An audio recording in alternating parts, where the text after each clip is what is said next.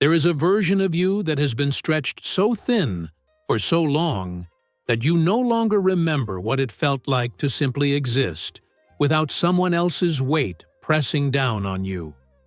You were told that goodness means giving, that kindness means never saying no, that being a good person requires you to absorb the pain, the problems, the late-night crises, the impossible requests of everyone who decides you are safe enough to dump things on. And you believed it, because you are not a bad person. But here is what no one told you. Lao Tzu warned us about this thousands of years ago. He said that virtue which is forced is not virtue at all. It is the first crack in the foundation of chaos.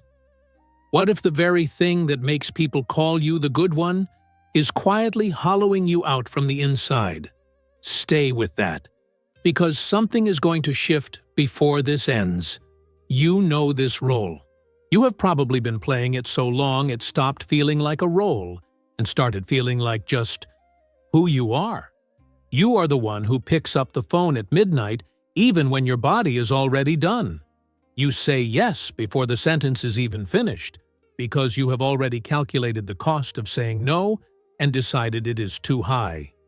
You soften everything you say, shrink your actual opinion, hold your real reaction back, and then you go home and sit with all of it alone. Society gave this a beautiful name.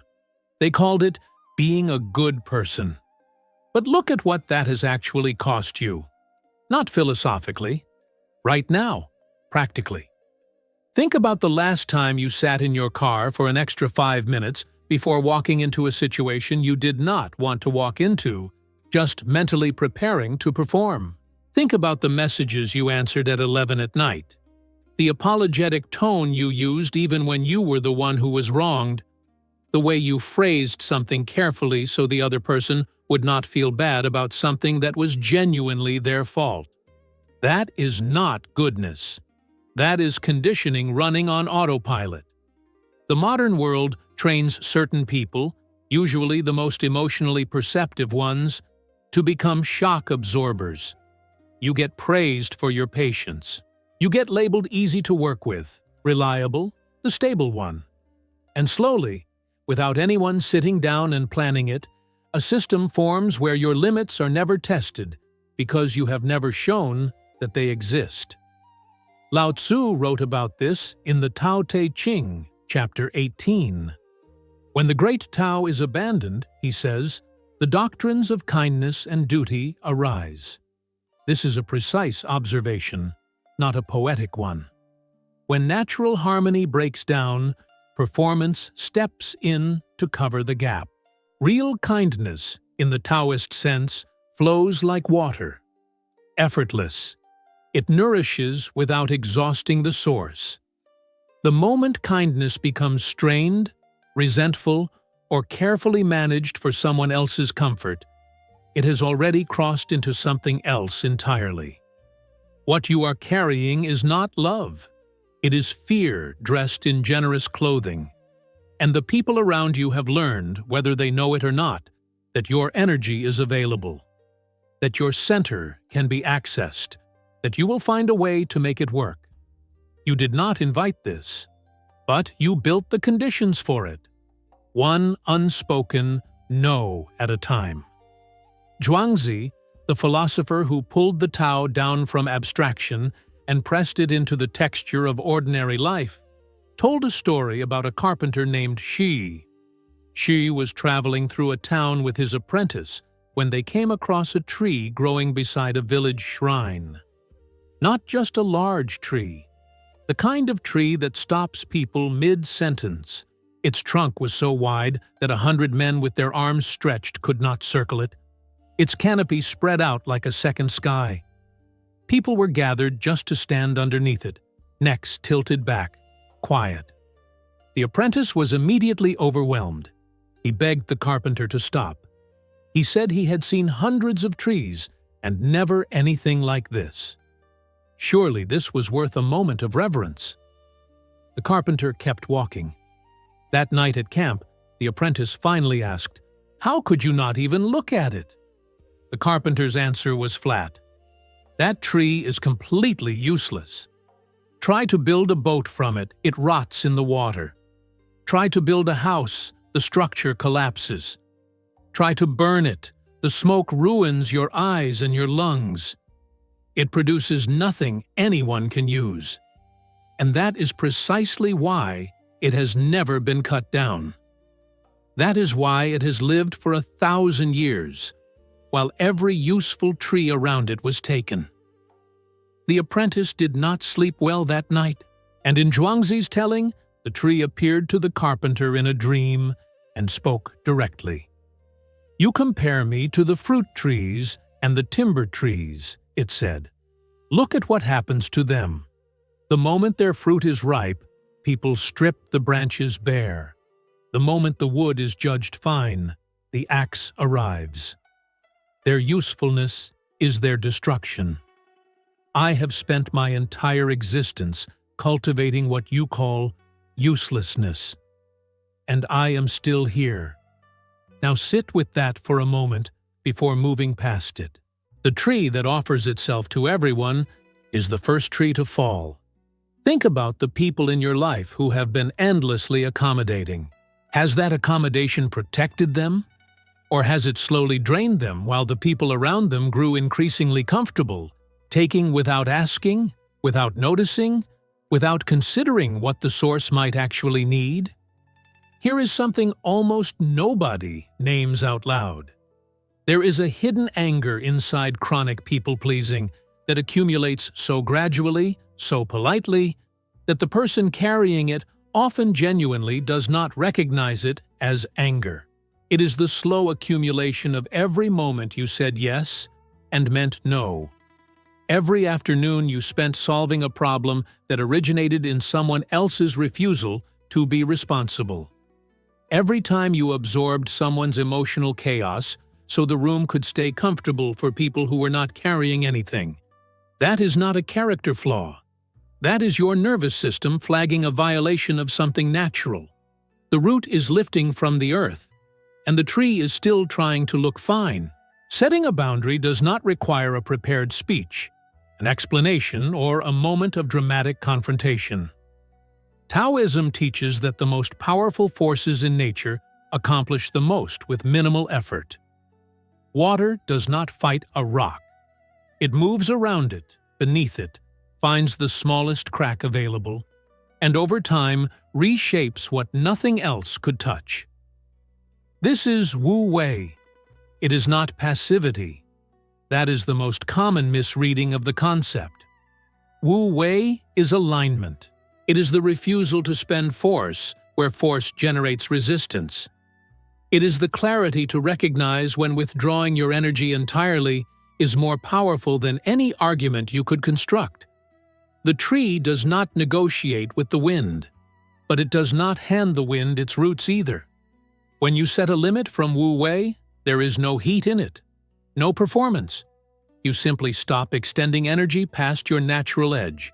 You stop going where you are not replenished.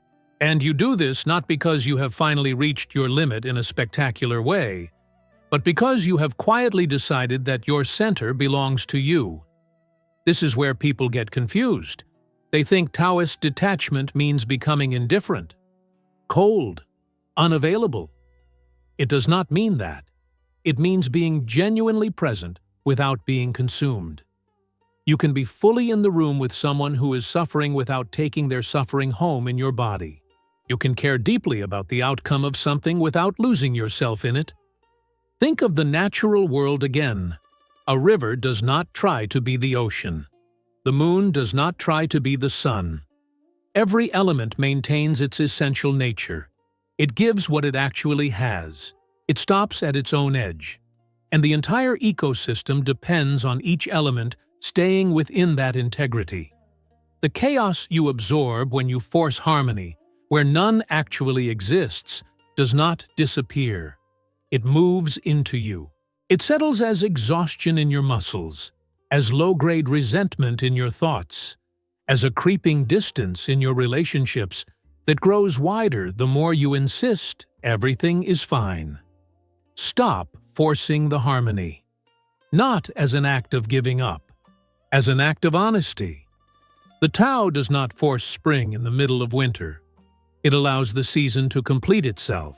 When you stop rescuing people from the natural weight of their own decisions, you return to them something they cannot receive while you are carrying it for them. The pressure that was always meant to be theirs, the pressure that might actually teach them something. The most quietly powerful word you may ever use is a simple, unhurried no. Not a hostile no. Not the no that arrives wrapped in 17 explanations and followed by an offer to compromise.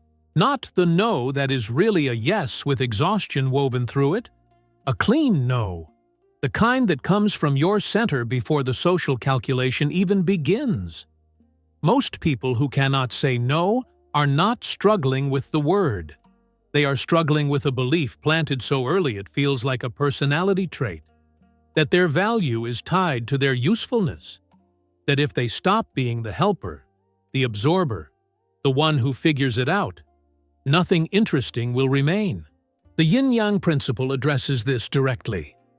The Taoist universe is not driven by a single force. It is a continuous, dynamic relationship between two. Yin and yang. Soft and firm. Giving and receiving. The light that exists only because the dark gives it definition. Neither is superior. The system requires both. When a person operates entirely in yin, in constant yielding and constant giving, the balance collapses. Not because yin is weak, but because there is no yang to hold the shape, no edge, no shore.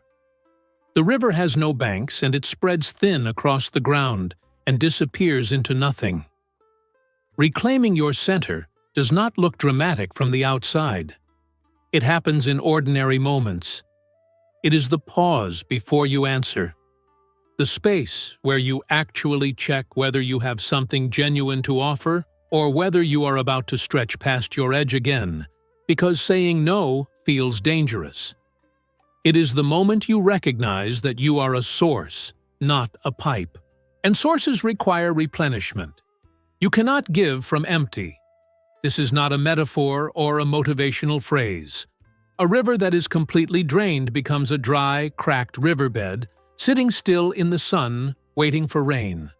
When you help from genuine fullness, rather than from the fear of what happens if you do not, the quality of what you offer changes entirely. The people around you can feel the difference even if they cannot name it. What was once performance becomes presence. What was anxiety becomes actual generosity. That shift is one of the most specific and irreversible transformations the Taoist path can produce in a person. Carl Jung spent decades mapping the parts of the human psyche that we refuse to acknowledge because we have decided they make us unacceptable. He called it the shadow, the suppressed inventory of impulses, truths, and capacities that we bury because we were taught, directly or by example, that those parts of us would cost us something. For someone who has built their identity around being good, endlessly patient, never difficult, the shadow almost always contains the same things: anger, assertiveness, and the fierce self-honoring instinct that says, "I matter too." Not more than everyone else, but equally. As a simple fact, Jung was precise about what happens when those parts are never integrated. They do not dissolve. They accumulate in the unconscious and eventually surface in distorted forms. The person who cannot say no begins to quietly resent the people they are helping.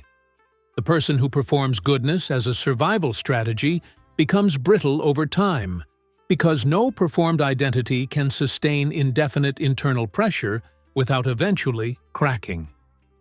The shadow does not want to destroy you. It wants to complete you.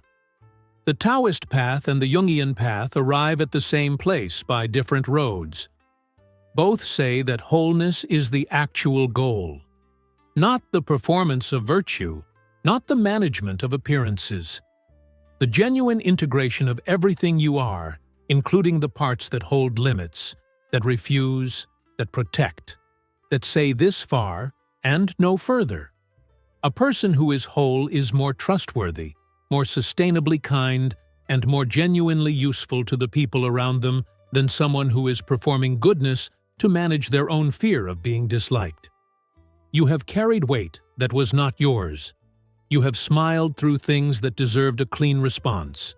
You have stretched past your own edge so consistently that the edge itself became hard to locate. This is your invitation to find it again. Not through confrontation. Not through a declaration or a rupture. Quietly. The way a river finds its course again after a storm has passed. With the natural authority of something that knows what it is and does not require anyone's permission to remain that way. Give freely what you genuinely have. Protect what you genuinely need. Let others carry what genuinely belongs to them. That is the Taoist boundary. That is the law the natural world has always operated by. And it has been here, patient and unchanged, waiting for you to come back to it. If something in this landed for you, the Taoist Diary channel is here every week with exactly this kind of conversation. Subscribe when it feels right. Let the river keep moving.